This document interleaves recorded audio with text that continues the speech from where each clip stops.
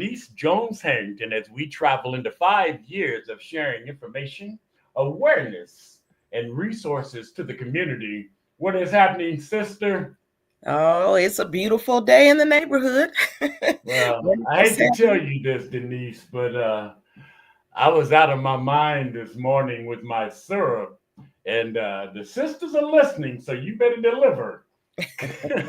I'm just gonna tell you, don't you better not bore them in this next 30 minutes because I they hanging definitely try. on. I'll definitely try not to. Definitely. So, How are you?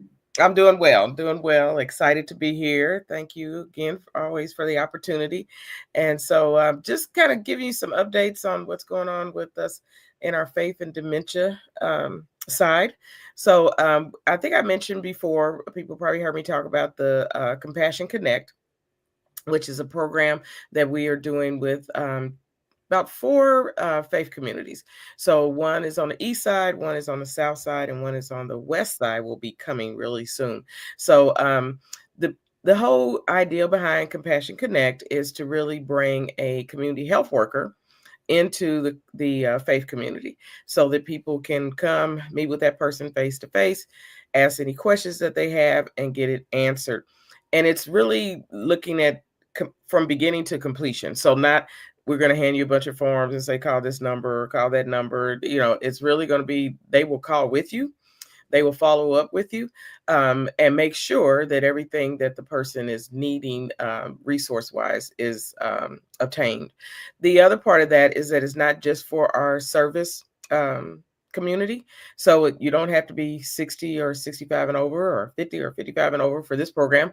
You can be someone in the community who has questions.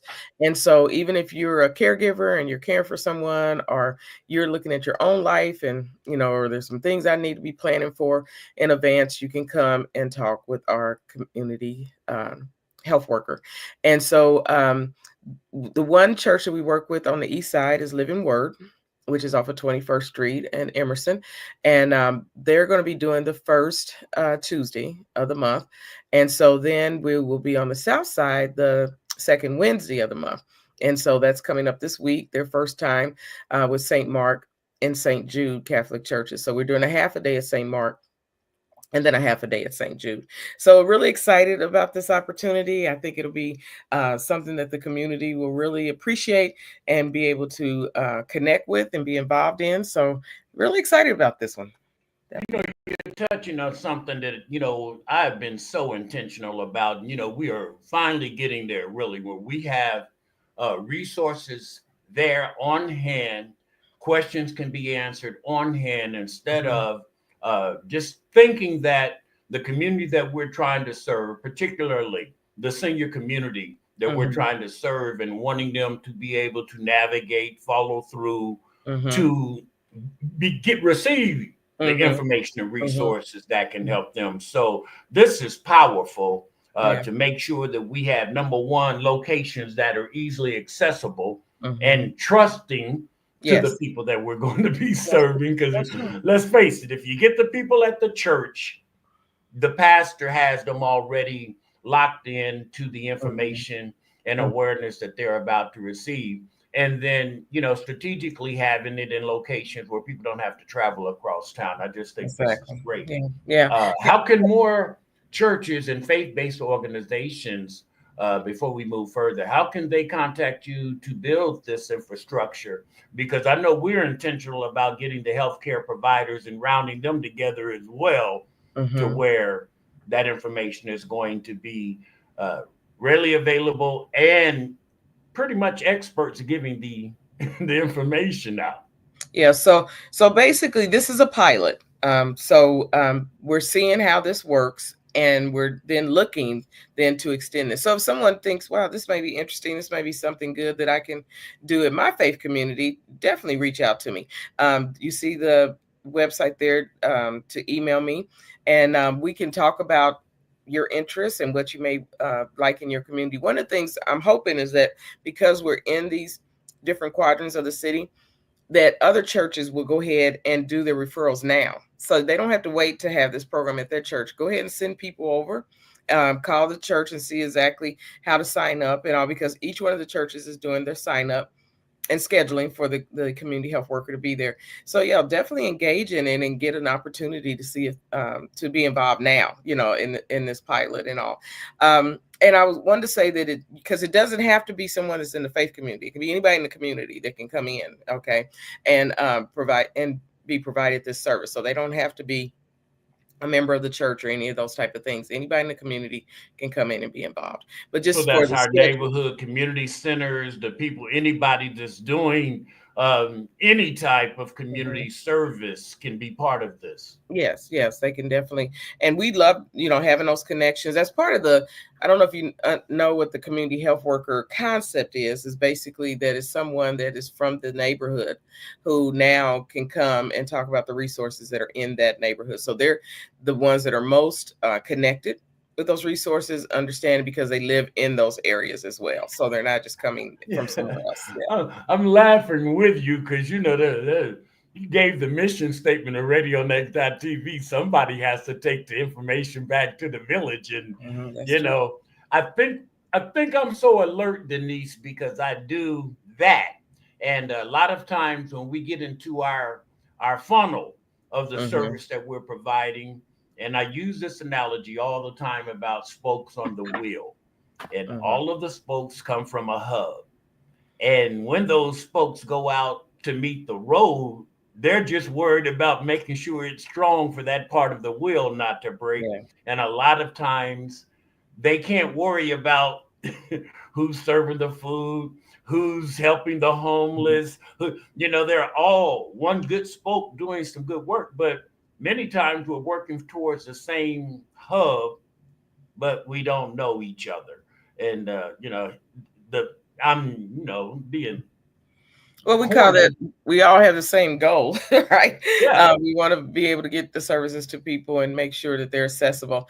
And that's one of the things because of the funding that we receive for this, the whole thought process is to avoid poverty, to avoid homelessness, those type of things as well. So what are those services we can link people to that will prevent that? So, when we look at the health disparities and that whole wheel, even in that, basically it's like what are those things that can easily send a person down a slippery slope, so let's make sure that we're making sure, like the flu now, my daughter is a ER nurse and she said, Mom, you wouldn't believe the number of people that are coming in with the flu, and this influenza A, I guess, is just extremely dangerous. And so even in that sense, if a person's health goes down pretty quickly, then that can change how their it finances doesn't are. take It can long. change, yeah, it can change how their mobility is. It can change, whether they can pay their bills. So all of those things can be impacted just with something like that, being off from work for a week, or maybe if I go in a hospital, I'm there for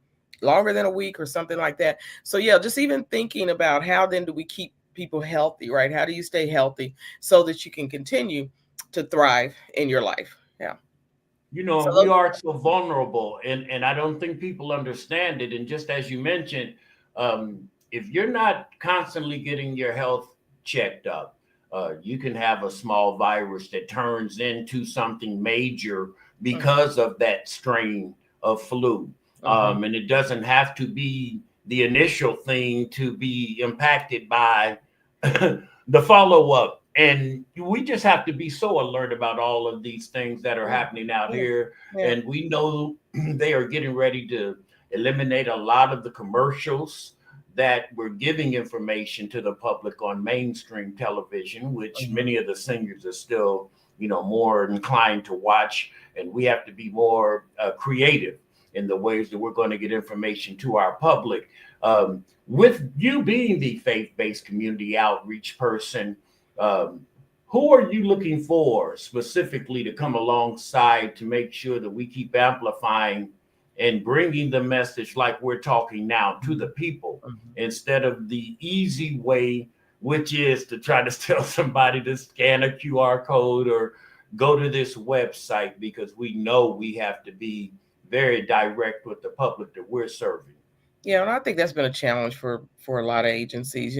Actually, we're not post COVID, but just because of in this COVID situation we've been in, I think people are getting out more. So I'm getting a lot of requests now for health fairs. That ends up being a big thing in the summer as the weather's starting to get better.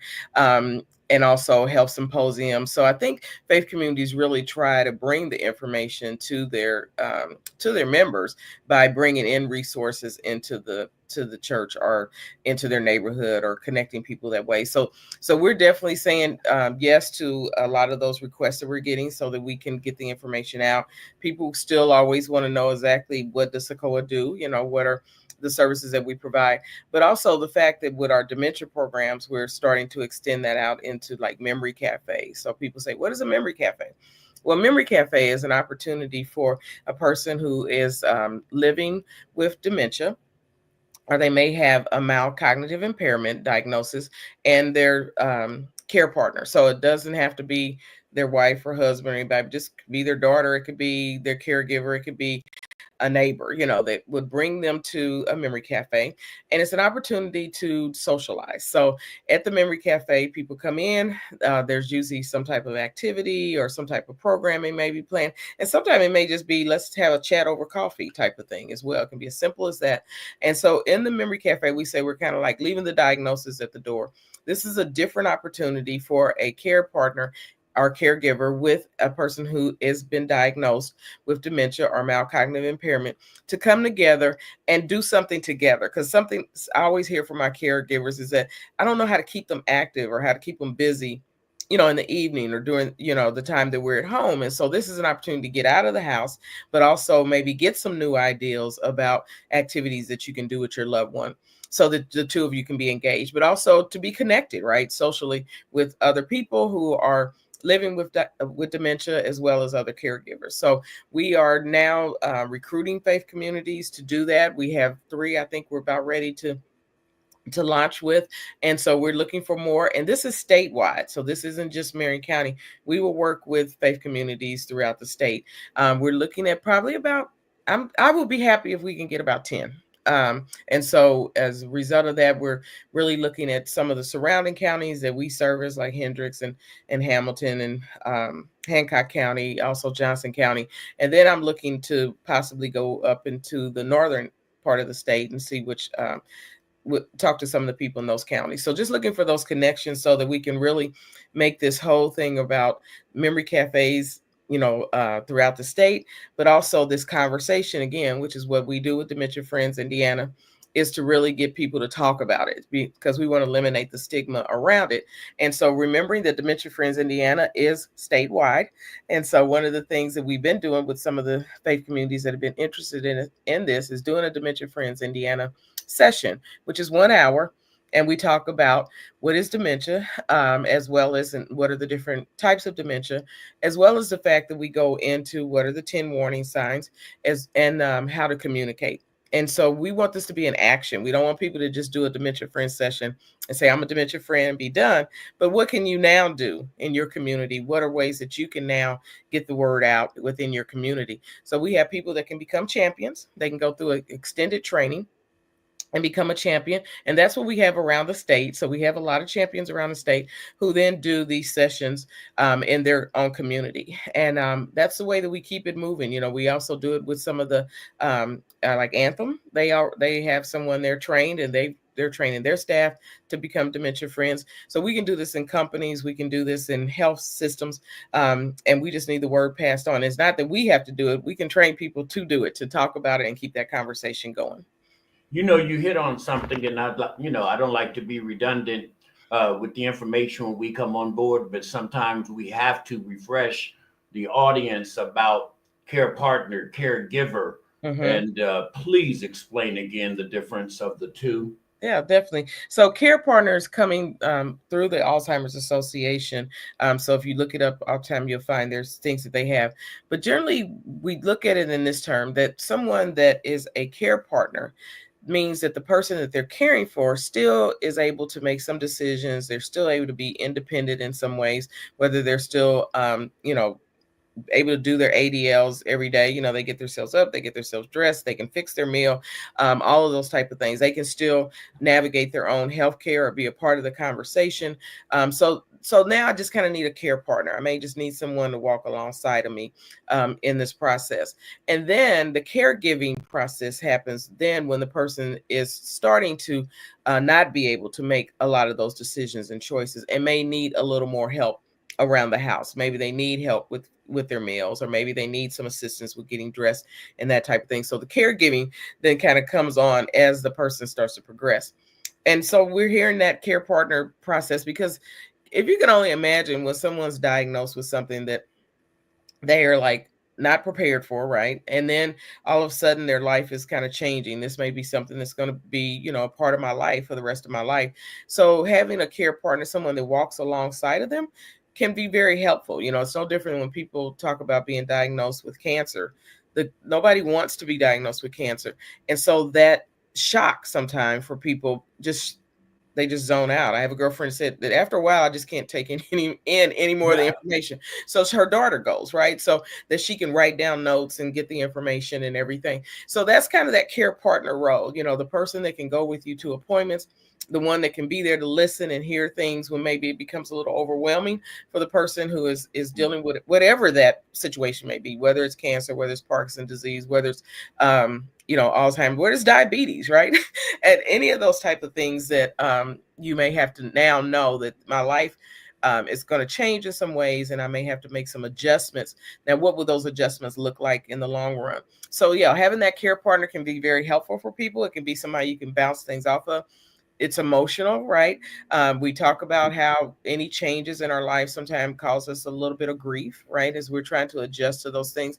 So it's the new term. It's not probably new, but it's the term that now you're hearing a little more with care partner and caregiver. Denise, therapy is a beautiful thing. And I just advise all of my brothers and sisters, especially my brothers, because for me, diving into finding out to better myself, and that's what I really call it. How can I be the best me I can be, instead of feeling like I'm in some little shrink ward, But the truth and reality is what we just said. I did not know in 2004, when they told me my mother had 15 months to live with stage 4 lung cancer, that I was a care partner. And I did not know that 4.5 years later, before she succumbed to it, that I was a care partner. And I was doing this, and I was, stressing, and I was trying to build a business, and I was trying to be in love. And I was, I was so drained by the time my mother passed, because I didn't have any of this information to digest, that it is so important that we know, while we're going through what we're going through, to get the help that we need many times. And I think that's the reason this is so therapeutic and so helpful, because people don't know where to turn when first time occurrence is happening, when first time traumatic experiences happen. And we have to let them know ahead of time that there's help. And so many times people are taking care of their loved one for 25 years, and they a care partner and don't know it. Yeah. and so to know that there's help, it's so important. That's true. And I think that's the whole thing, that as human beings, we want to be heard, right? We want people to hear our story. The other part is that we also want to know we're not alone. So I think that's the biggest thing when you're talking about how do we keep the conversation going? How do we not feel like we have to isolate ourselves and that we're the only ones going through this thing alone? It's important for people to receive support, and somebody to, that checks in on them or sends them a text and say, I'm thinking about you today, any of those type of things. So it's important to have those conversations. And that's why we don't want people to feel like they need to isolate, and that even as a caregiver, right, or as a care partner, that you too need some support, along the way. Talk about it. In this journey. Yeah, in the journey.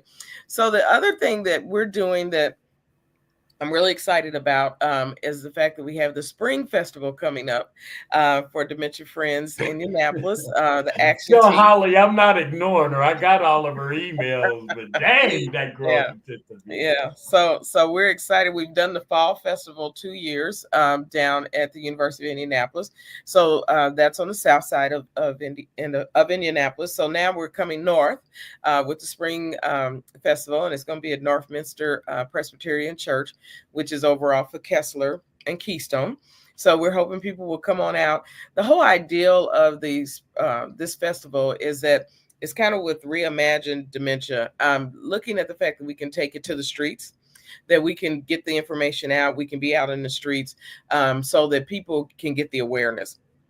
And so what we've done is that we will have vendors that come from different resources, and they will provide an activity. So in the Fall Fest, they were providing fall activities. And guess what they're going to do in the spring? They're going to do spring activities. So things to, people will be excited to get back out, right? The weather will be better, and it'll be a good time to be out. We're hoping it's a beautiful day so that we could, use the parking lot and have some of the vendors outside and some vendors inside. And then we'll have some refreshments there for people as they come.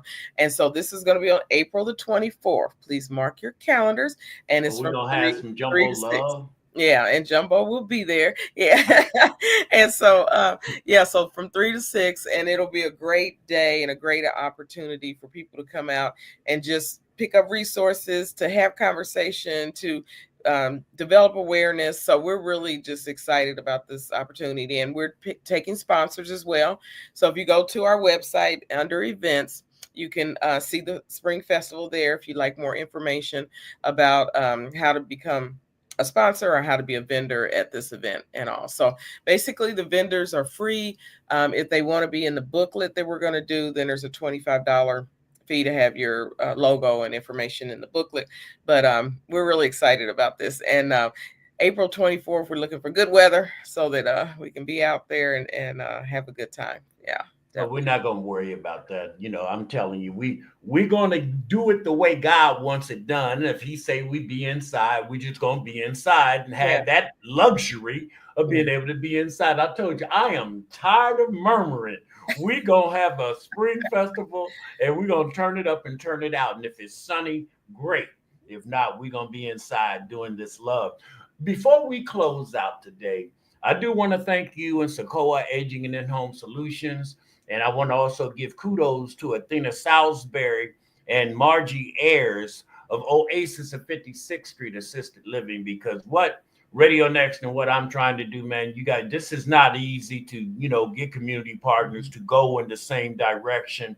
And Thursday, the mini health fair is a great way leading up to events like the Spring Festival to gather more people who are in the same vein doing the same thing. And we came together Thursday and had a chance to share resources from Cicoa, Centerwell Senior Primary Care, and some of the things they do, as well as great assisted living accommodations for seniors as well. And that's what I mean about coming together so information is readily available, and we can continue this, and we can have our big events, but I think it's important for us to continue to congregate, community of organizations and people working together. How do you feel about that? Oh, definitely, because we're all out here to help people, and so there's no competition, right?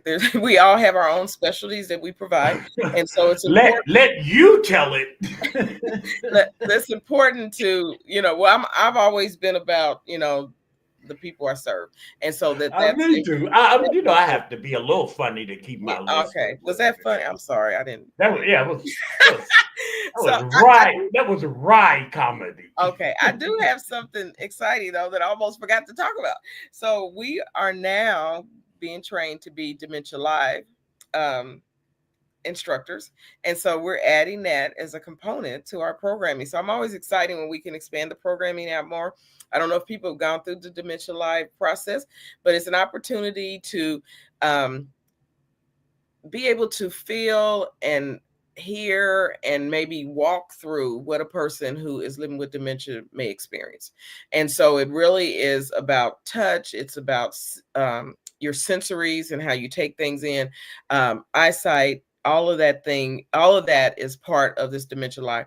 And it's often an opportunity for people to really say, wow, I didn't realize, exactly what a person who is living with dementia is going through. And so we're excited about that because we think it brings another component where people can kind of do a hands-on thing and then really have some introspective about, wow, what is this? How does this change the way that I now will be with my loved one? Or how will this change now when I see someone that maybe is in the grocery store and appears to be maybe a little confused and all? Will I now be able to have the courage to go up and say, hey, can I help you with something, in the process? And this is that whole dementia friendly concept when we talk about how do we become dementia friendly community. So we're hoping this is just one more layer that will really help people think more about how they can become dementia friendly in our community. Man, this is so important, and I love what we do, and we're going to continue to do this. And it just makes me proud to know that real information is being given, because I Mhm. think when, as you mentioned, when you're just living outside of it, you don't understand Exactly. some of the things that the people are going through and their caregivers are going through. Mhm. And to be alert and to recognize can just, like you say, somebody just getting groceries in their car and trying to worry about their loved one wandering off Exactly. is major Mhm. Mhm. versus just your ordinary person going in and out of the grocery store. Yeah, And so, exactly. we have to know this, and we Mhm. have to be alert, to be sensitive to, because I don't think people are intentionally mean. I just think a lot of times we're ignorant to facts and Well, uh, if you're not ignorant to aware, reality. yeah, if you're not aware, you don't know what to do and you don't feel comfortable. I think sometimes that's the thing, that so that people just don't feel comfortable with, what should I do? Or am I going to be offensive to somebody? Or what should I say? Or how should I say that? So, yeah, that's why we feel like the awareness is important, because that gives people that level of comfort to be able to say, okay, now I can feel more comfortable at church engaging with the person who I know in my congregation who is living with dementia, or I can know how now to support this caregiver, whether I just send them a little card in the mail, or I send them a meal over every once in a while. Just really thinking outside of our own. We can get our own little cocoons, right? So in a way of just kind of opening that up and opening that awareness up, I think is so important. Now, as we close this down today, the people, I get inquired like I work for Cicoa. So if you could help the people, some of the things going on with Cicoa that they might want to know firsthand from Cicoa, you know, uh, log jams and responses, and information about insurance and stuff. You got anything you want to say before we shut this down? No, I think just Okay. call in if you have questions. Our calls have increased, so the wait time is longer for people. You can also go online and put in an inquiry. I think we're about 20 days out on scheduling appointments, and also I'm just saying be patient. But if you have questions and all, we're still there. Please give us a call, and we'll help you out the best we can.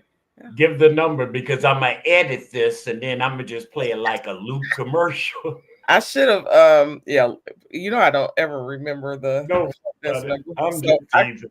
no, You you're know, not you teasing. know, You I dead I serious. prayed this morning to ask God to let the little bad boy not come out, and I did pretty good for 28 minutes. And So the number nothing is but three one. love for you, The nothing number but is three love. one seven 254 5465. And I'm gonna play this commercial, and that's Denise Jones Harrington from Cicoa, letting you know if you have any questions, call Yeah, that number. yeah, 317-254 5465.